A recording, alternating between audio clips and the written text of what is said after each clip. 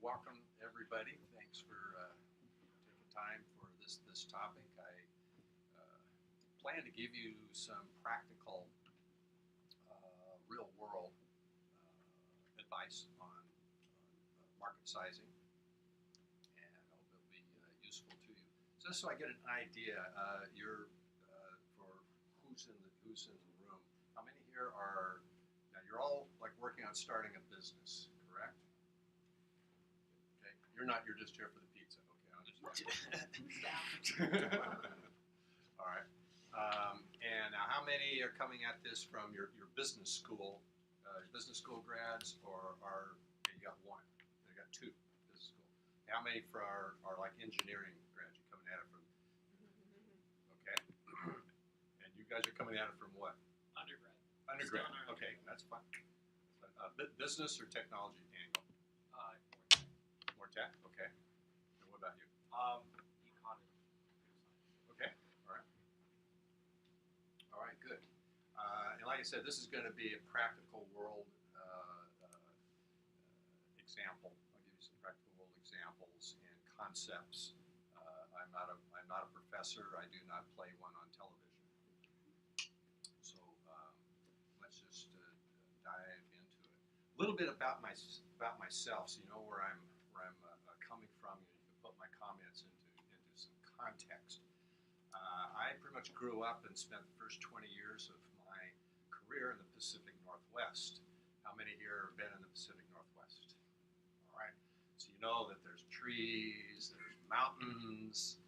You see on the left, that's Mount Hood in Portland, and on the right, that's Mount Rainier in Seattle. I spent 20 years in Seattle. Actually co-founded one of the first B2B advertising agencies in Seattle, way long time ago. And then I got one day I just realized I feel better in warm weather, and that's not exactly in abundance in the western part of Oregon or Washington. And so I decided to relocate, and I ended up in 2000 here in Austin. A startup company relocated me to Austin to be their head of marketing. During my career as both an employee and a consultant, I've worked for over 50 companies, so I've had exposure to over 50 different companies and 24 different product categories. I started consulting in 2001, and you might be looking at the math. Wait a minute, he came here in 2000, and then his company brought him here, and then he's consulting in 2000, started consulting in 2001. What did he do to upset them so he was no longer at that company? What happened in the year 2000, between 2000 and 2001? The tech bubble collapsed, and I was working for a tech company. So I tell people, I got off the plane in February of 2000, and I heard this hiss the air. I didn't understand what it was, and about 12 months later, I realized that was the air leaving the balloon.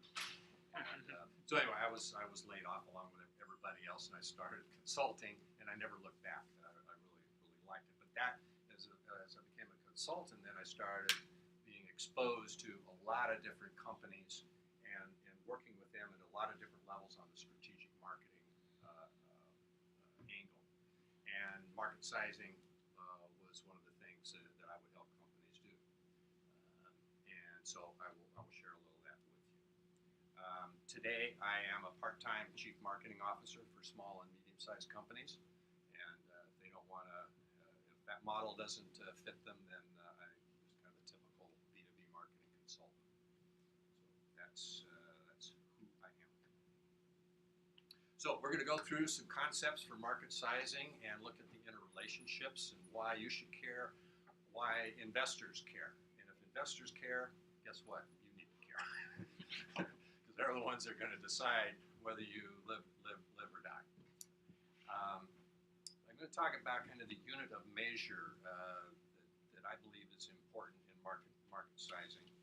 I'm going to give you some information sources as well. And then, time permitting, we'll touch upon market validation as well. Does that sound good? Is that sort of what you were expecting? Mm-hmm. Oh, good.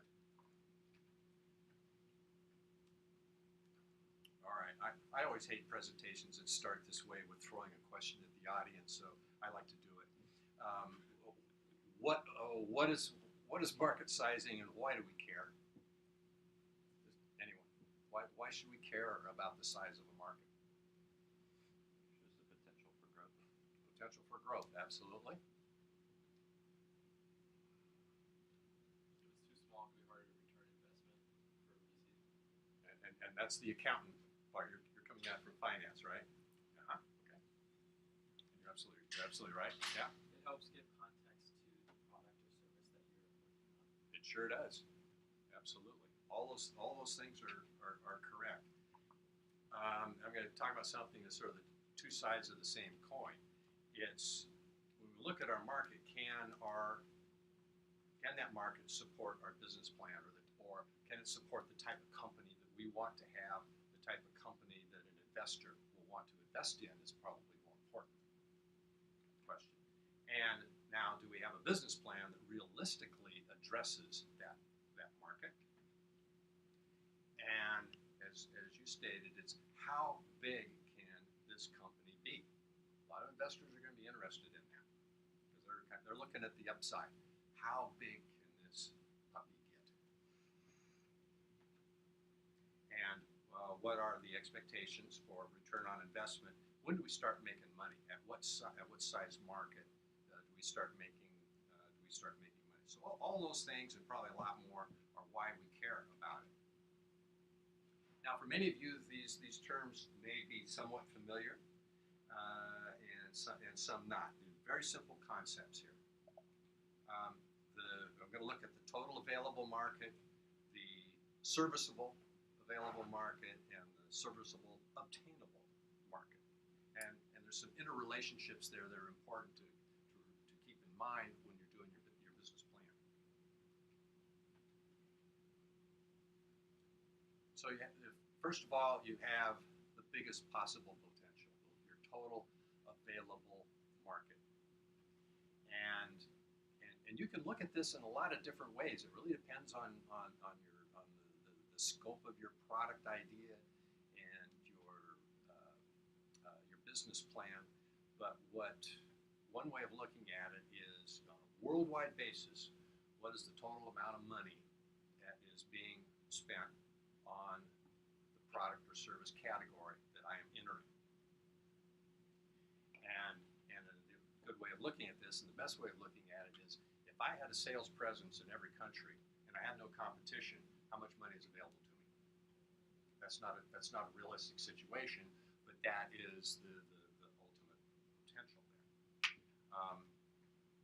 So we think this is important because it does say what is the total potential for this company if we were to dominate the world. If world domination is your goal, then you need to know what that's going to mean in terms of dollars and cents. How big can this company be? But it also plays a really important role in the vision for your company and your big, hairy, audacious goal. How many have heard that? BHAG.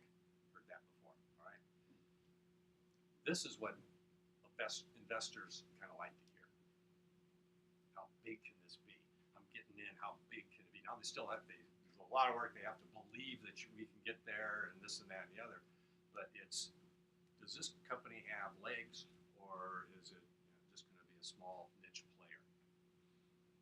So that's why the total available market is important. Even if you're never going to get there, it's important to kind of understand how big it is. Now the next is the serviceable available market. Here we start taking some realistic medicine, and we start limiting our scope, if you will. And there's a lot of different ways of doing that.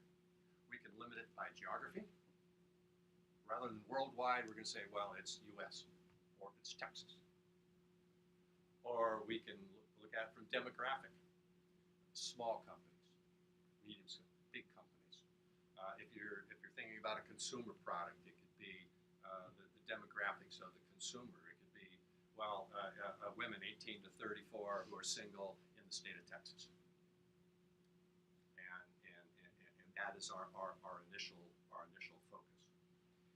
For many of you who are bringing technology products to market one day, the platform that you are on plays a big role. So you could your product could be on an iOS, and that is going to be your initial, even though you have ideas for eventually being on Windows and Android and everything, but your initial is we are going to enter the market on an iOS platform.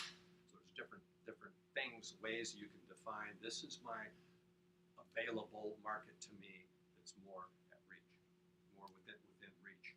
And then you want to look at what is the total if there's no competitors. And yes, there are competitors, but it's like what is the pie? Now this is important, as I said, because it gives you a more realistic view of what the market that your company is going to be operating in right away. And it's useful for establishing your market share of what you're actually going to have, because this is the market that you're stepping into right away. So if you said, you know what, it's a $100 million market, and my plan is based on getting a 25% share within 3 years, okay, that means that we're looking at about a $25 million company within that period of time. Yes, sir.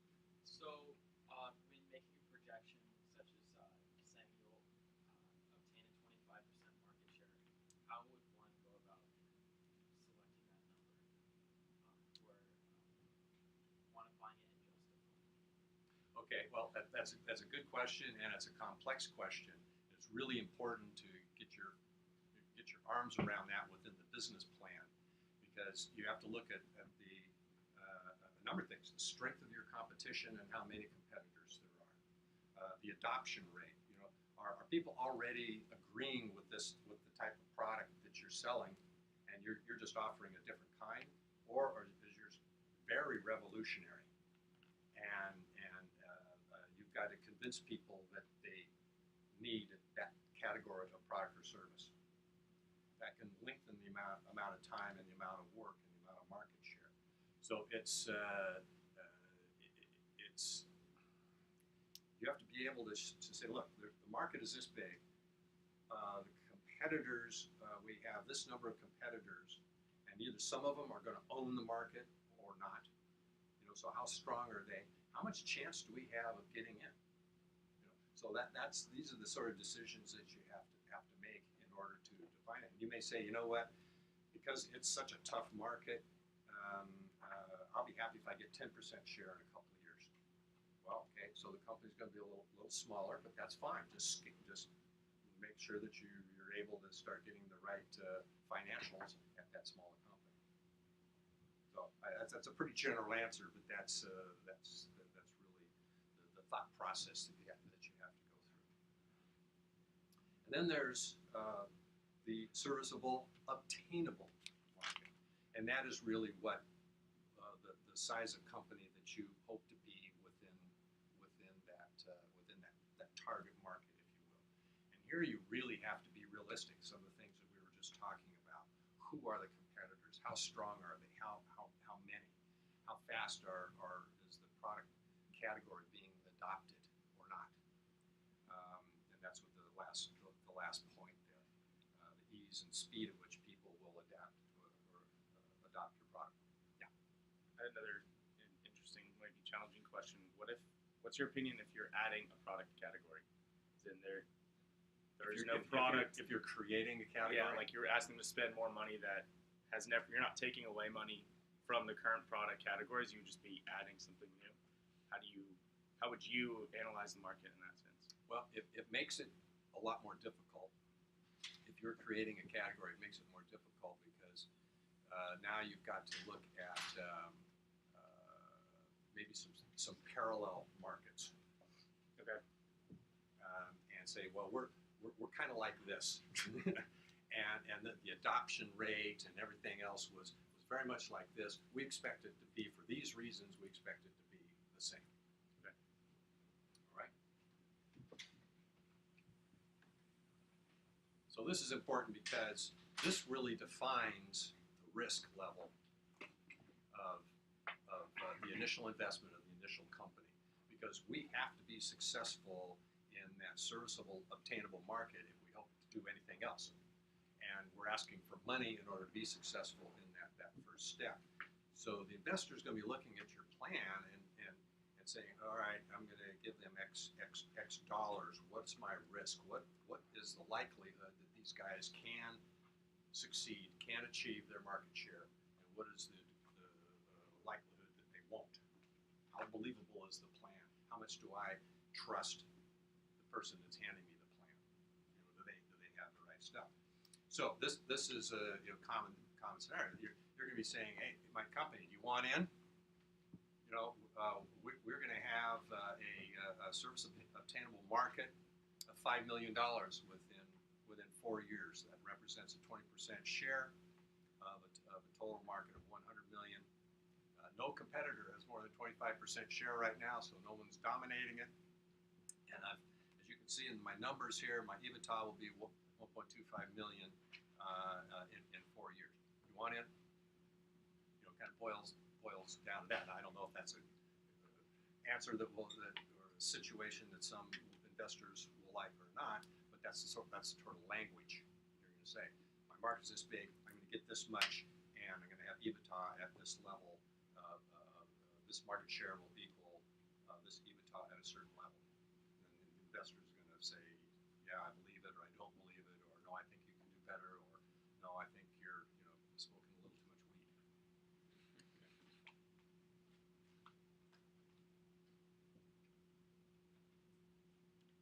Now, the interrelationships between these terms and these concepts are pretty interesting, because we've already seen that the obtainable market really tells us what the short-term potential is for our company, and that we have to be so successful there. The next step up, that available market, tells us how big it could be, and helps us establish that market share that we're dealing with. And of course, the total available market is what we could be at scale. And as you work on the numbers, I'm going to talk about sources in a little bit. As you work on the numbers, really work hard on getting accurate numbers, not the largest possible numbers, because investors are going to challenge you at every turn. Are these numbers real, or are they not? And you're going to be tempted to paint as big a picture for your company as possible. And you may be painting the picture of the next Apple. I don't know, but you're going to have to start with this first step and show that you can make money here, and that you can get large. There's another reason, and that's the last point here. I have a friend and colleague that works for a company that helps companies to increase their valuation and then sell. So they will work with them over a period of a couple of years to fine-tune the company, get the revenue up, get the profit up, whatever, and then increase the valuation to the point where someone will want to buy them, and then they help sell the company. What they are really good at doing is helping the business owners tell a story. And it's not about just about money, because let's face it, an investor is not buying the history of your company. That's gone. Now, they're going to learn from it. What are they buying? They're buying the future. They're buying what they could get out of this company, what that company represents to them going forward, not where it's been. So you want to paint a story, and that's where knowing the interrelationships between your obtainable market, your serviceable available market, and your total available market, by showing, look, here's where you are now, but this is what this company can be, and these are the reasons why, and you start painting a bigger picture for what the company can be, and that gets exciting. And that's because they say, yeah, you know what, you're right, I think I'm getting a good deal here. But it also increases the valuation, because rather than saying, okay, I'm this type of company now, and I'm really profitable and you ought to buy it, you're saying, yeah, I'm this, and this profitable, you're going to be happy with it, but it can be this very easily. And that changes the multiple. And all of a sudden you're getting X more for your company than you did before, because they think they can do that. Okay? So this knowing the market size is really important. this is a pet peeve of mine, if you will. You know, so much of the information I look at that is about sizing of a market, it's in dollars. The market is this, and it's growing 8%. It's $20 million, $40 million, $1 billion, whatever the number is. Okay, got it. But I don't know if that's one company spending a $10 million, or if it's 100 companies or 100 consumers spending that sort of money. So I'm going to suggest to you that you want both. You want to know the numbers, the dollars, because that's really important, obviously. But what are the entities? How many entities are in it? Whether those are companies, whether they're government agencies, or whether they're people. How many customers, how many prospective customers are there?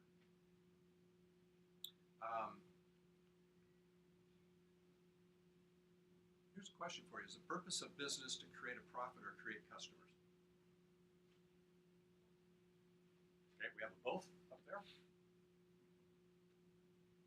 Y'all are starting companies.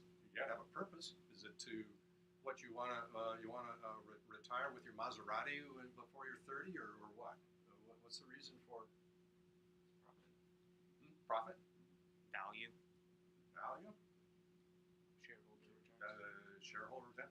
And all of those are kind of true, but I'm going to suggest to you, if you set out to the purpose for the company is profit, you're likely going to have a hard time, because that profit just doesn't happen automatically. Where does that profit come from? Customers. So here's a guy that you may have read about, Peter Drucker. He looks like everybody's grandfather, doesn't he? And if I put on some more weight, maybe I could look like him. But very interesting statement here. He says that the purpose of business, there's only two purposes: marketing and innovation. So you innovate for what? For a customer, to solve a problem of the customer, to make a customer's life better, and you market. So it's about creating customers. If you create customers and do a good job of taking care of your customers, what happens? The profit happens. The money happens. If you're good at running your business. So I bring this up because it's important that you understand the dollars that a market represents, and you understand the number of entities, because in the end you're wanting customers. How many are there? What do they look like? So here's three different scenarios. If you're an investor, which of these companies, you're looking at three business plans, which of these would you be most interested in investing if this was the only information you had in them, about them? They're all going to be the same size. Their obtainable market is going to be 5 million, right? And what if in the business plan? Oh, sorry. What if in the business plan it's stated that there are 50 customers in the market, and the other one says, well, we really don't know, but our research shows that it's a $5 million market, or whatever. And another one says that there are 500 potential customers. Which one would you feel more comfortable in investing in, just based on that? Well, let me ask this: which one would you not invest in? Top right. Top right.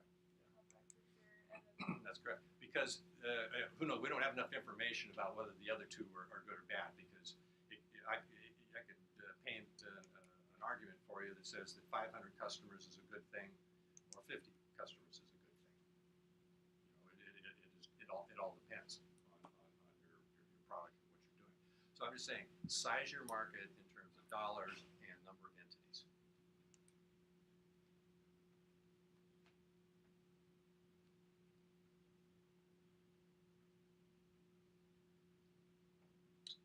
This is an interesting and somewhat sobering exercise that you could do, and I'm going to go through it very quickly because I think you're going to have access to the deck and everything.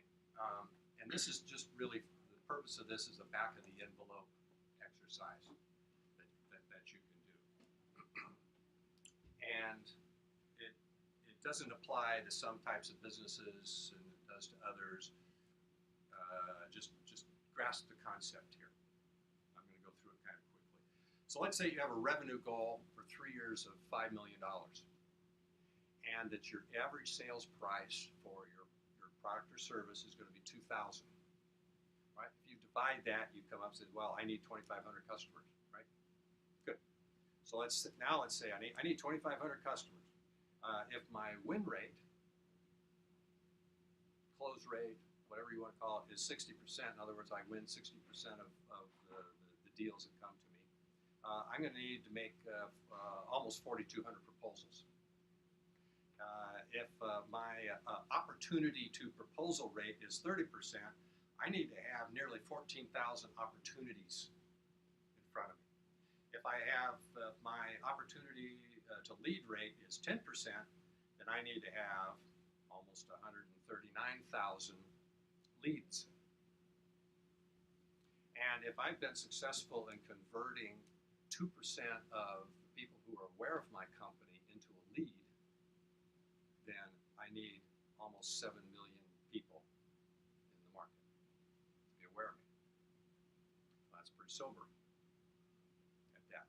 And so that's why I said this is the back of the envelope, and you go, oh, my market, my research shows that my market's only 2 million entities. There's only 2 million entities. Well, now we got an issue. Now you got some levers that, well, then I need to be more effective at this place, more effective at converting awareness to leads. I've got to be, maybe my sales price is too low or something. But it's a kind of a simple, fast reality check. Any questions on that? Did you kind of follow it? If you have a subscription business or anything, it could still work as how much money am I getting per customer during that period of time, even if it's on a subscription base. Yeah. Wouldn't it be difficult to come up with almost all those numbers as an early stage startup? I didn't hear about what I heard. Early stage startup. Wouldn't it be very difficult to come up with almost all of those numbers, the win rate, the awareness to lead, anything like that, if you're an early stage startup and you haven't been doing this for years? You're correct. It's not easy. You have to estimate, but again, you can by talking to some other similar companies, and you can say, "Oh, look, what are some of your percentages in here?" And you're going to be shocked and surprised that a whole lot of companies don't know a lot of these ratios. And I do a lot of work in this area, and yeah, they probably know what their proposal to win rate is. Might know what their lead rate is, but everything else, they don't know. So it is a challenge, but it helps you to understand the work that's ahead of you, the challenges that are ahead of you. And I had one client, actually a number of years ago, we went through this exercise, and we mapped out, and they knew their ratios from the moment that someone hit their website until they become a customer. Okay, and they were selling high-end computers. So we had this all mapped out. We had this funnel all mapped out with all the percentages. We did the math and everything, and we came up to about for them to achieve their revenue goal, how many people needed to know about them at the top of the funnel, the awareness level, and the number was like 3 times the size of the market. And that was a eureka moment. It's like, okay, Houston, we have a problem. But all of a sudden we start working on, okay, if this number became this, just a little tweak here and a little tweak there, all of a sudden it falls into place. So, boy, we got to be more successful here and here, and then things start happening. But so like I said, it's just one thing to kind of add, one little tool to add into your mix here to help you get your arms around the reality of your market. Information sources.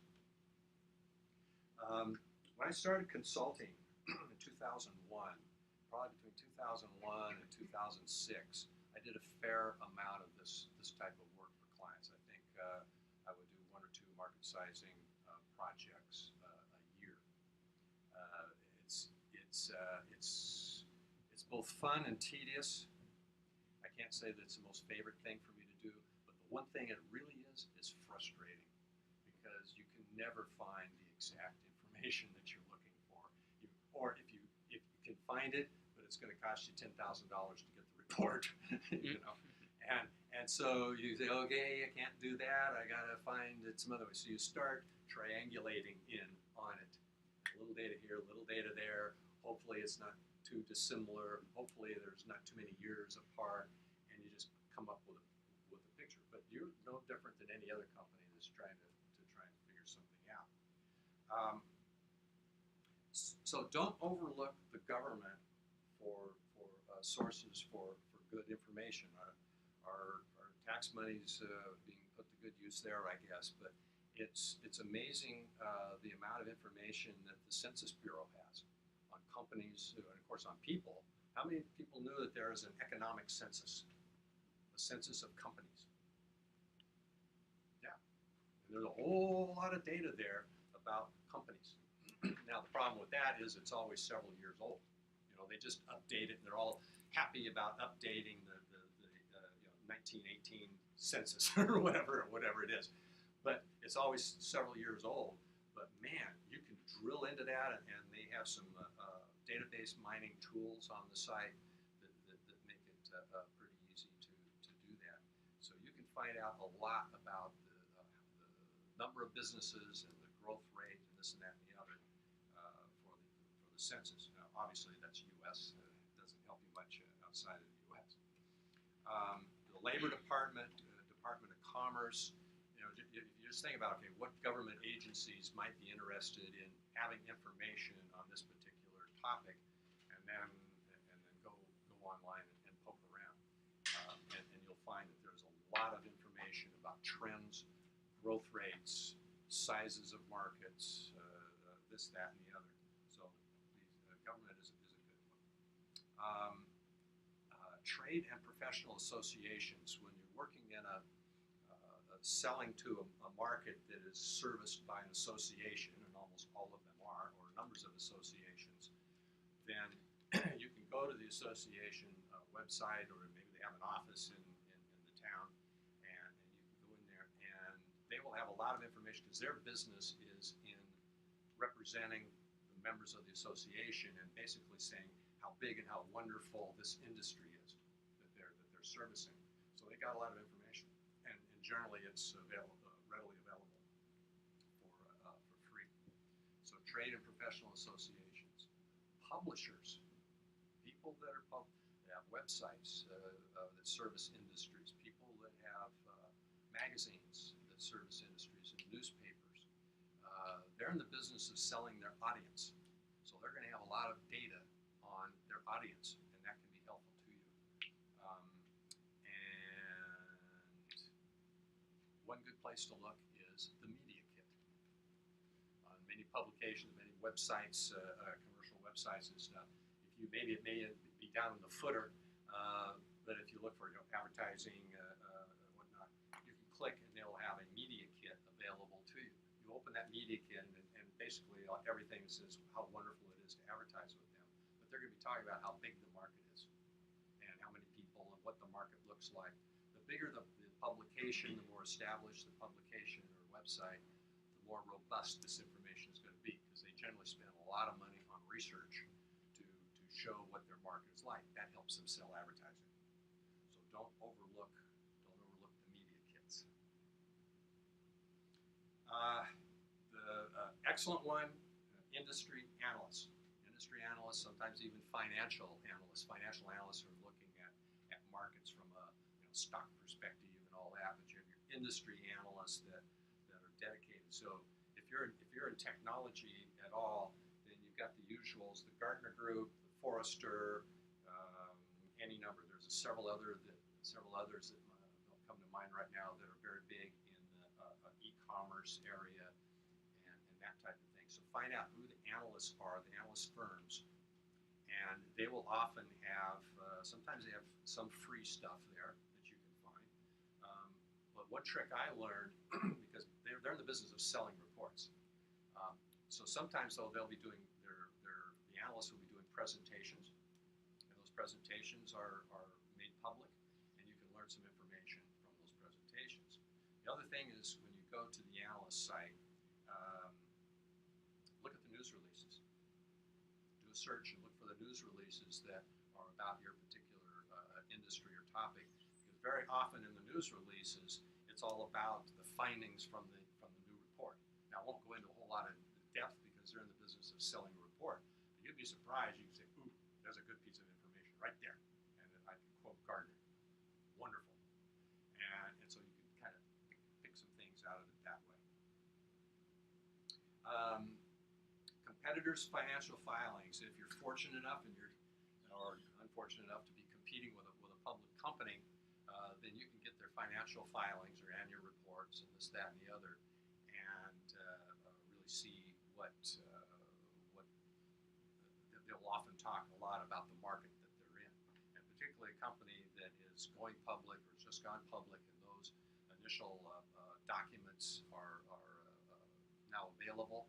That tells a lot about the market and the market potential in that. So try and grab a hold of those if you can. Shock. Universities sometimes have good information. You never know when your own university has been studying an industry and has some data. Here's another one that I have used a lot that is relatively easy and very helpful, and that's mail list or direct mail list vendors like InfoUSA, Hoover's. Hoover's, to do much, whether you pretty much have to have a subscription, but you might have a friend, a father, or somebody that has a subscription and will let you poke around in it. But InfoUSA, a lot of these are the same way.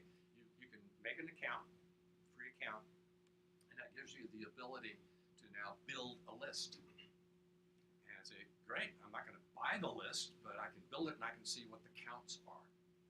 And so you go in there and they have all sorts of filtering categories. I can select by industry. I can select by type of company.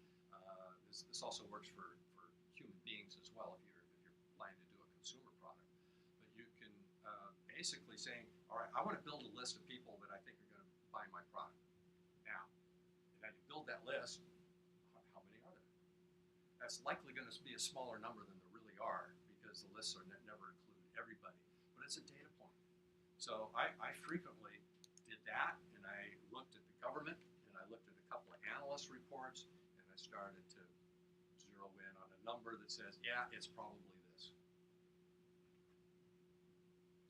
Directories, industry directories is another one. Again, it doesn't include everybody, but your associations often have directories of this industry or that industry. They say, okay, includes 1,500 companies, da-da-da. Okay, good. That gives me some information. One of the fastest ways, of course, to cut through a lot of this is if you go on Google Finance or Yahoo Finance or whatever and do some searches within there so that some of these reports and press releases come up there. It's more business related. You're not getting search results from the things that you don't care about.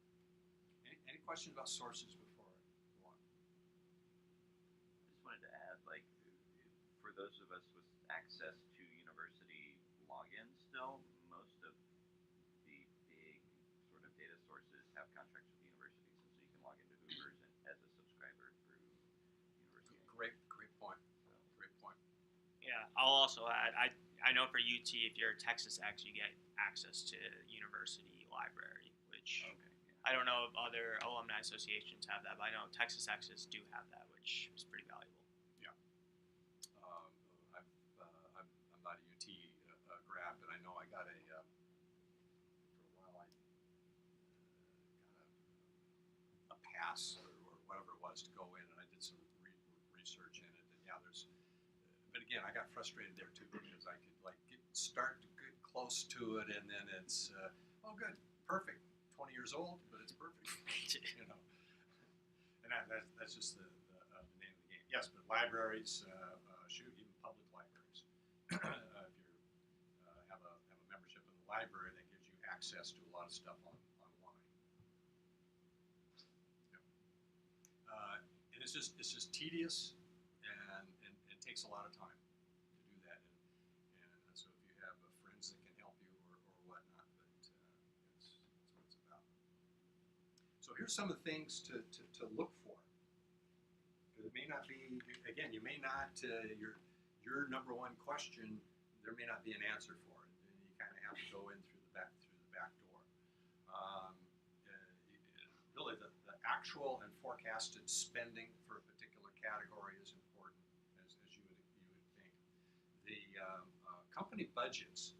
This is really important if you're selling to a company. There's some data that the Census Bureau will have it.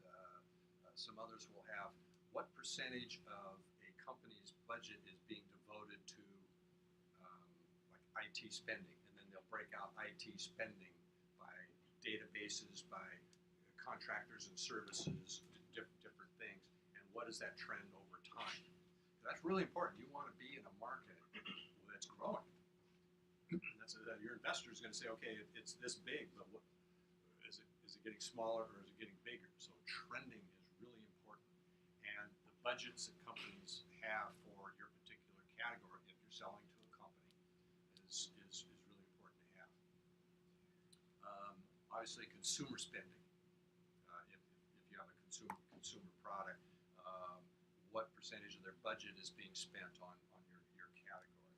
I already talked about growth rates and trends. That's really important. Also, and it doesn't always come about, but the adoption rate for a new product or technology.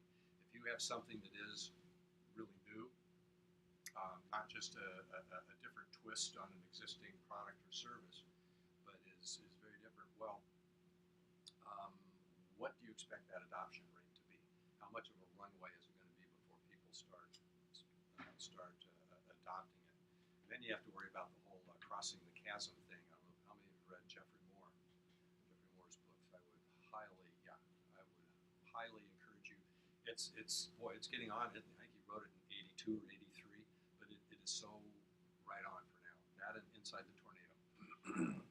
For you that are developing products or coming up with a plan for products that you think might be a little revolutionary in particular, you need to understand the concepts that he has in Crossing the Chasm. So,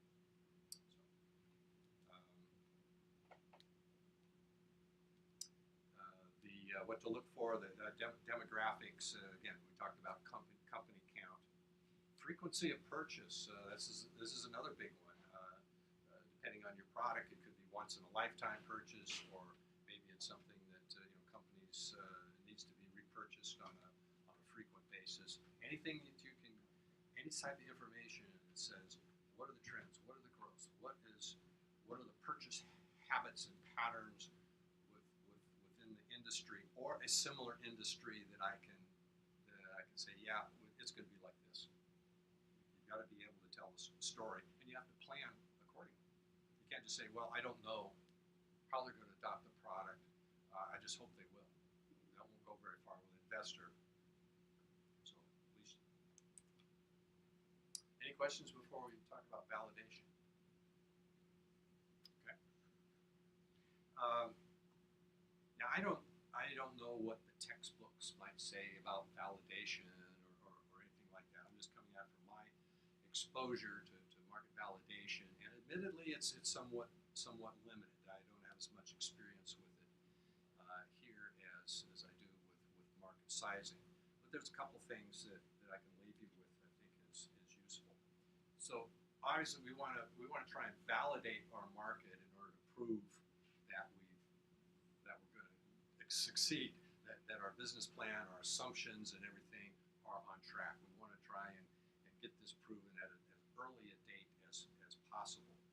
And so we want to know, does our product solve the problem that it's that it's designed to solve, or are we missing the mark somehow?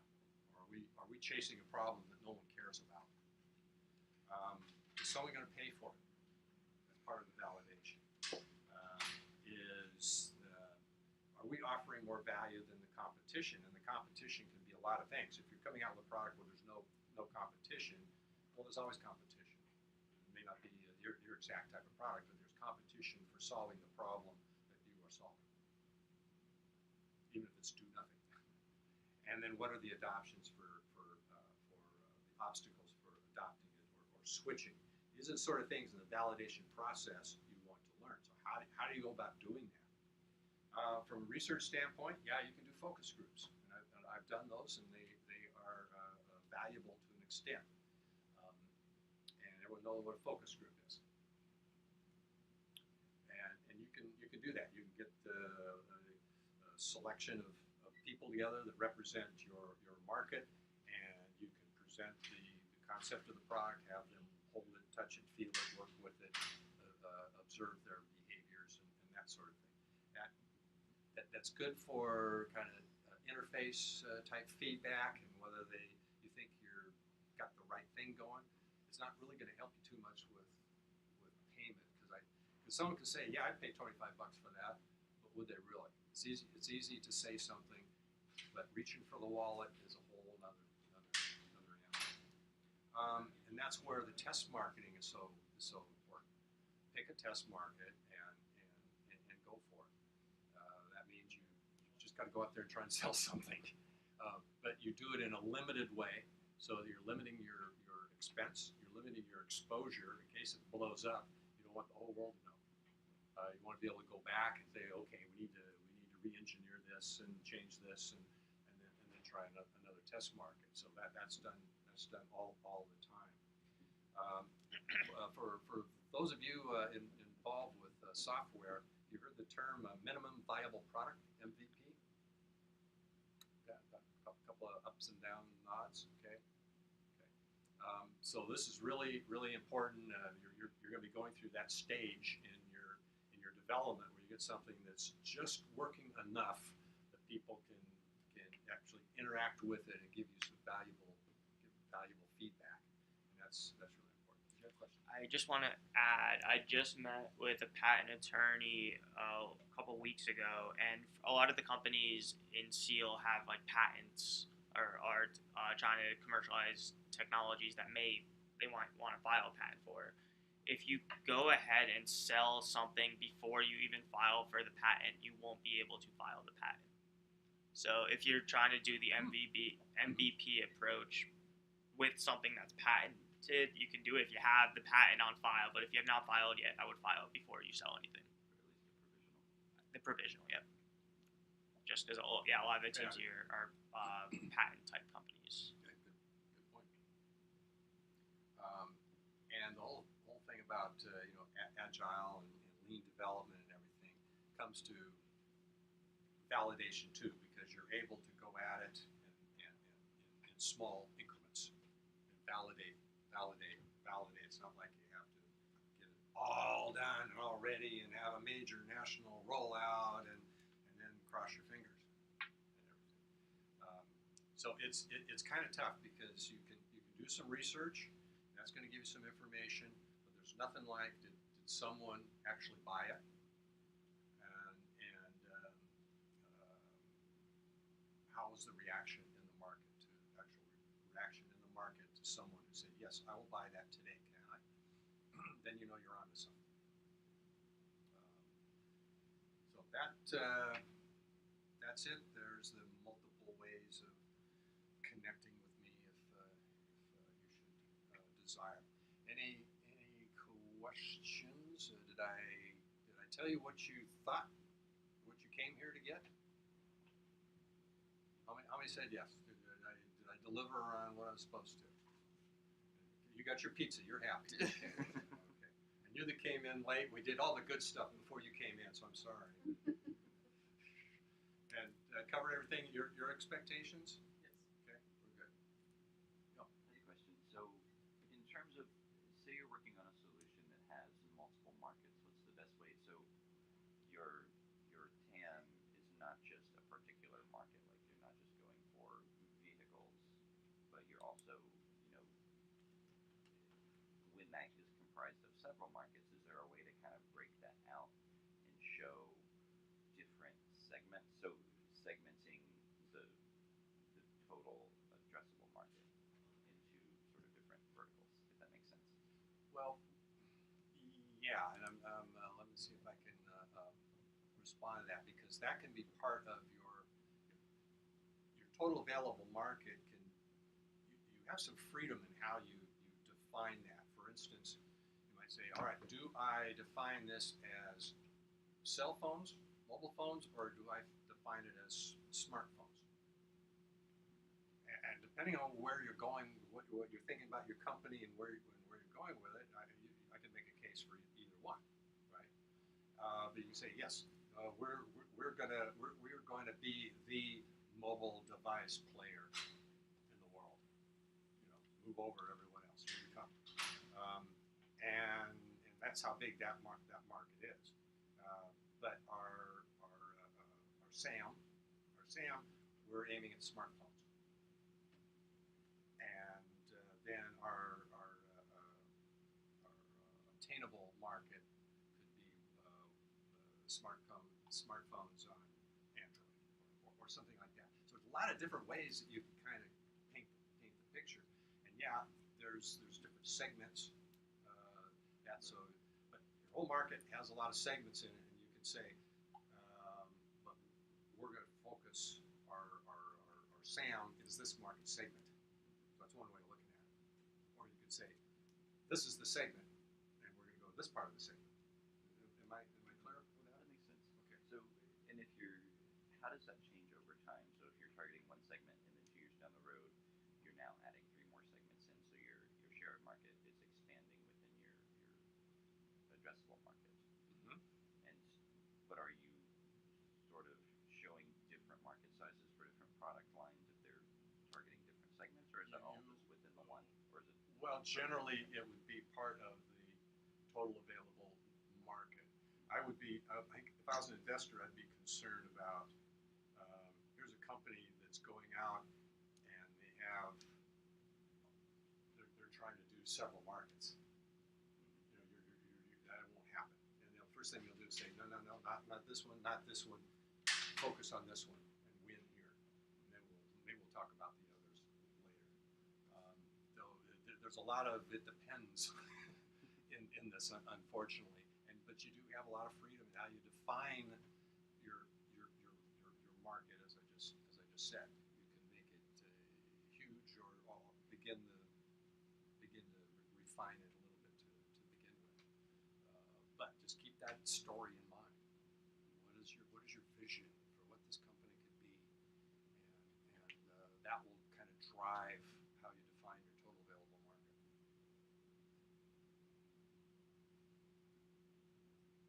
Anything else? I think I was supposed to stop at 1. Oh, sorry. So then to kind of his point, if for example your example was smartphones, or say it was cell phones or mobile phones, and then you said okay smartphones, but then also another type of mobile phone. Anyway, would that be reflected in the go-to-market plan, saying okay, well first we're gonna go after Android phones, and then eventually we hope to conquer smartphones, and then we'll go after this other type of phone. So even if it's not represented in the market sizing, is that kind of how that would come through? Well, I think if you're, to me, if I was doing the business plan, I would talk about the total available market, all the things that all of we talked about, and then I'd say, here's my go-to-market plan for the next X number of years to help me get that obtainable market, because we got to succeed there. I'm not going to spend a lot of time worrying about the total available market, because that's years down the road, right? Your vision, you could say, yes, we really think in year number 10 we'll be ready to expand here and expand here. But your go-to-market plan, needs to be, this is how we're going to succeed to get the market share that we need, the company size that we want to be in a short period of time to generate the EBITDA that will make your investment worthwhile and my time worthwhile.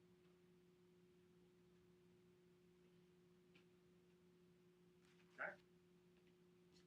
Am I done? Can I go find some more red lights to stop at? Yeah, so this deck's going to be available to everyone. And enjoy and good luck. So all you're trying to get your business plan together and find some money somewhere. Yeah, Charles, thank you so much. This was great. Appreciate it.